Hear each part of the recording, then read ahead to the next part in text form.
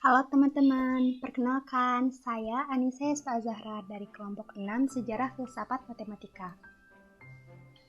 Saya di sini akan memaparkan materi aliran-aliran dalam filsafat Islam. Menurut Kartanegara 2006, dalam filsafat Islam ada 4 aliran, yakni peripatetik, memutar atau berkeliling, aliran iluminasionis atau isyraqi, aliran irfani atau tasawuf, aliran hikmah muta'aliyah, teosofi transenden. Aliran peripatetik, memutar atau berkeliling, merujuk kebiasaan Aristoteles yang selalu berjalan-jalan mengelilingi muridnya ketika mengajarkan filsafat. Ciri khas aliran ini secara metodologis atau epistemologis adalah menggunakan logika formal yang berdasarkan penalaran akal atau silogisme, serta penekanan yang kuat pada daya-daya rasio. Tokoh-tokohnya yang terkenal yakni Al-Kindi, Al-Farabi, Ibnu Sina, Ibnu Rushd, dan Nasir al-Din Tusi. Peripatetik dalam kaitannya dengan filsafat Islam, menurut Mulyadi. Pertama, modus ekspresi atau penjelasan para filosof peripatetik bersifat sangat diskursif atau bahsi, yaitu menggunakan logika formal yang didasarkan pada penalaran akal. Prosedur penalaran mereka adalah silogisme, yakni metode penarikan kesimpulan dari pengetahuan yang telah diketahui dengan baik, yang tersusun dari premis mayor dan premis minor, yang kemudian menghasilkan term yang mengantarai dua premis tersebut, dan disebut middle term atau al-hadid al-awsat. Yang kedua, karena sifatnya yang diskursif, filsafat ini menangkap objeknya dengan menggunakan simbol, baik berupa kata-kata atau konsep maupun representasi. Langkah pengetahuan ini diperoleh secara tidak langsung melalui perantara, atau yang disebut dengan indiferensial, dan biasanya dikontraskan dengan modus pengenalan lain yang disebut ilmu huduri, knowledge by present, yang menangkap objeknya secara langsung melalui kehadiran. Ketiga, ciri lain dari filsafat peripatetik dari sudut metodologis ini adalah penekanan yang sangat kuat pada daya-daya rasio, sehingga kurang memprioritaskan pengenalan intuitif akibat penekanan yang terlalu tinggi pada daya-daya akal.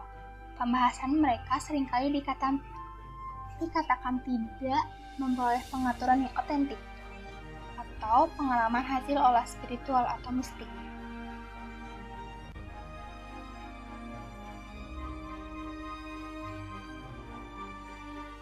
Mereka meyakini bahwa proses intuisi suci merupakan kemampuan yang hanya dimiliki nabi atau wali, sehingga proses pencarian dan pencapaian kebenaran yang dilakukan oleh selain nabi dan wali adalah dengan melatih rasionalis fikir. Aliran ini barangkali pantas disebut sebagai wakil dari rasionalis Islam. Nah, contoh nyata aliran peripatetik ini misalnya dalam ajaran mereka yang biasa disebut hilomorfisme, yaitu ajaran yang menyatakan bahwa apapun yang ada di dunia ini terdiri dari atas dua unsur utamanya, yaitu materi, hail atau al-hayulah, dan bentuk, morfis atau syirah.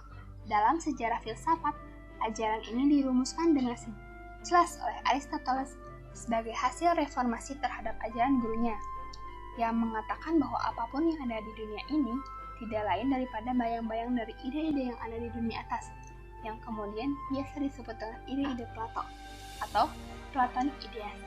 Ide-ide ini kemudian diformulasikan Aristoteles sebagai bentuk dan bayang-bayang sebagai materi.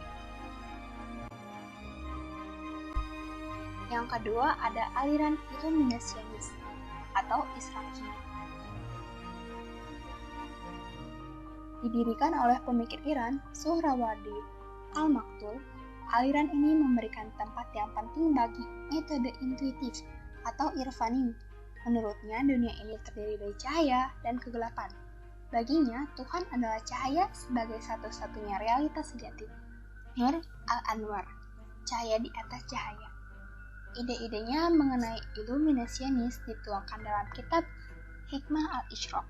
Berbeda dengan peripatetik yang lebih menekankan penalaran rasional sebagai metode berpikir dan mencari kebenaran, filsafat Iluminasianis mencoba memberikan tempat yang penting bagi metode intuitif sebagai pendamping atau malah menjadi dasar bagi penalaran. Suhrawardi juga mengklarifikasi pencari kebenaran dalam 3 kelompok. Pertama, mereka yang memiliki pengalaman mistik yang mendalam, seperti para sufi, tetapi tidak mempunyai kemampuan untuk mengungkapkan pengalamannya secara diskursif. Kedua, mereka yang memiliki kecakapan nalar diskursif, tetapi tidak memiliki pengalaman mistik yang cukup mendalam. Ketiga, mereka yang di samping memiliki pengalaman mistik yang mendalam dan otentik juga memiliki kemampuan nalar dan bahasa diskursif.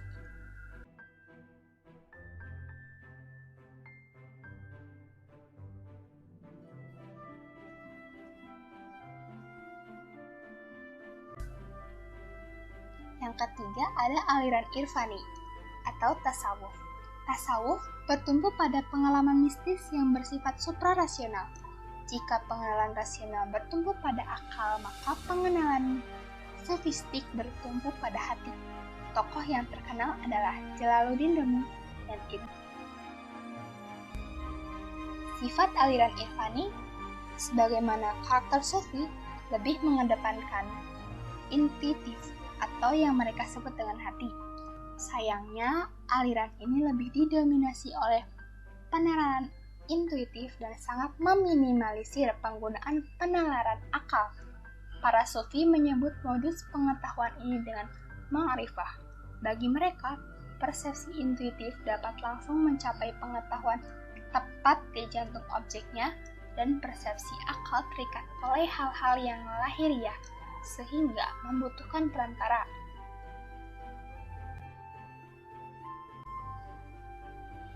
Nah, di sini juga Tuhan adalah imanen, sekaligus transenden. Tuhan adalah imanen atau hadir di jantung alam, dan Tuhan adalah transenden, tidak sama sekali bergantung kepada alam atau dengan apapun selainnya. Yang terakhir, ada aliran hikmah muta'aliyah atau teosofi transenden, diwakili oleh filosof Syiah yakni Muhammad Ibnu Ibrahim Yahya Qawami yang dikenal dengan nama Syed ad-Din Ash-Shirazi atau yang dikenal dengan Mullah Syedra, yaitu seorang filosof yang berhasil mensintesiskan ketiga aliran di atas.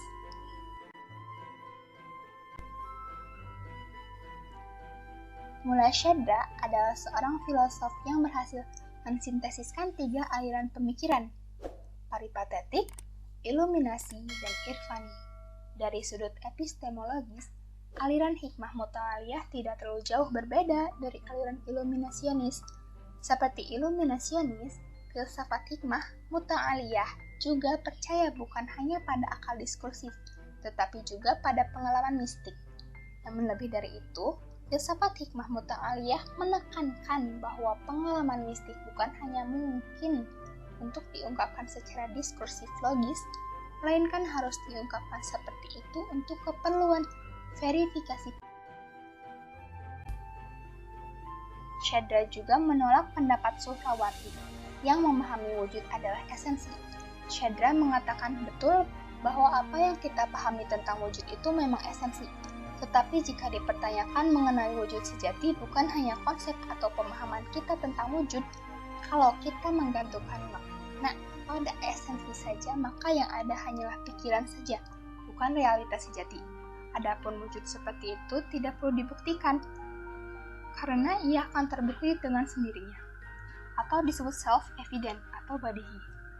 Karena sebelum kita mengatakan bahwa sesuatu itu ada, atau dianggap ada, kita tentu telah mengetahui dan meyakini secara intuitif bahwa sesuatu itu ada. Jadi menurutnya, memahami realitas wujud dalam alam ini memerlukan lebih dari satu aspek, rasional dan intuitif. Jika intuitif melihat wujud dengan esensi, dan akal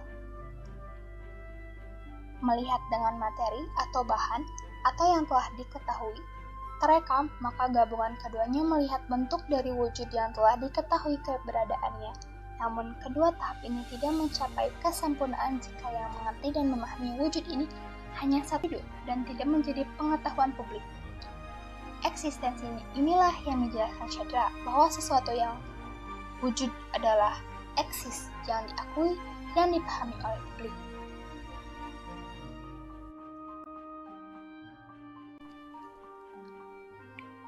Terima kasih teman-teman.